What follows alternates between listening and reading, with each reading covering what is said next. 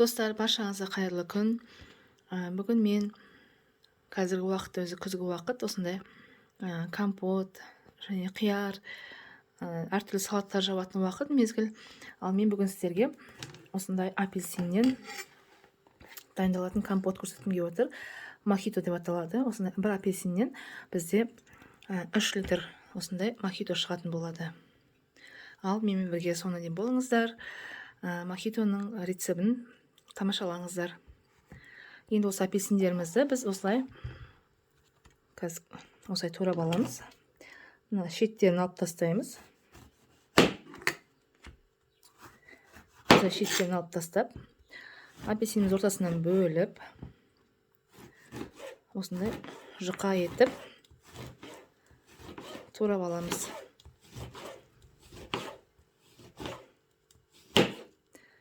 Осылай жұқа етіп барлығын турап аламыз.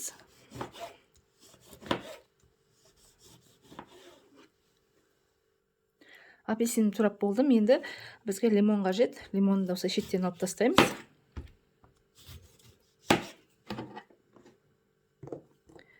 Лимонды көп салмаймыз. Осындай 3 жеткілікті. Өйткені мен бүгін лайм қосқым келіп отыр. Лаймымызды осылай ортасынан бөліп,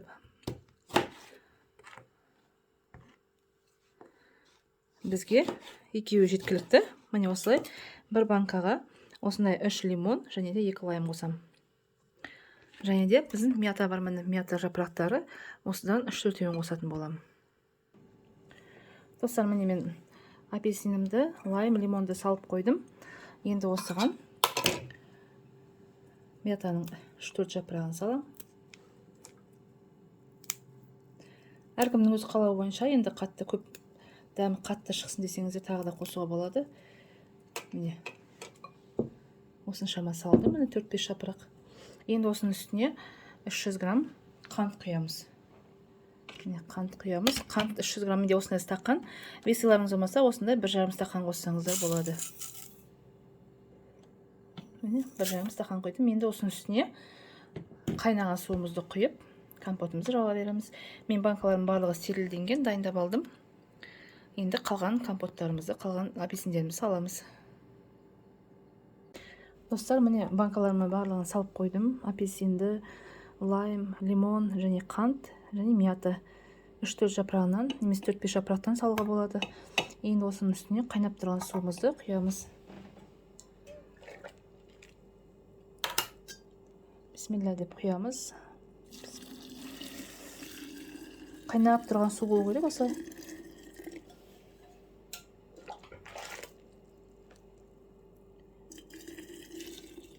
Иісі өте керемет шығып жатыр.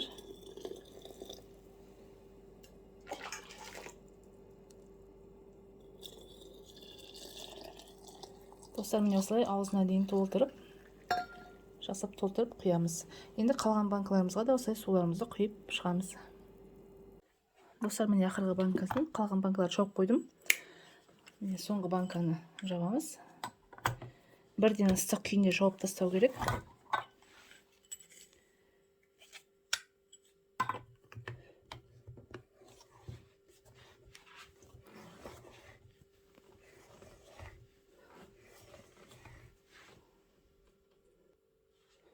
Міне жауып болдым. Енді осы банкамызды осылай міне түбінде қант ергенше үстіп айналдырамыз. Қантын ерту керек міндетті түрде.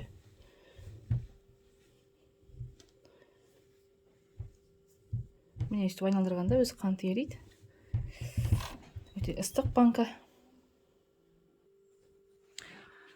Міне компотымыз жауып болдық. Міне достар, өте әдемі шықты. Осындай мохито компотымыз. Міне ішінде лимоны да бар, лаймы да бар, және мятамен. Енді осы банкаларымызды, міне мен қалған банкаларды үстіп жауып қойдым, төңкеріп қойдым, енді жауып қоямын үстінен.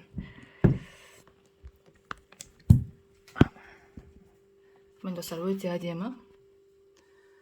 Дайындап көріңіздер, өте оңай. Бір апельсиннен осындай 3 литр мохито шығады. Менің апельсиндерімнің салмағын айта кетейін. Бір апельсинім 300 граммдай болды, өте үлкен апельсин. Егер де сіздерге кішірек болса, 1,5 апельсин қосыңыздар.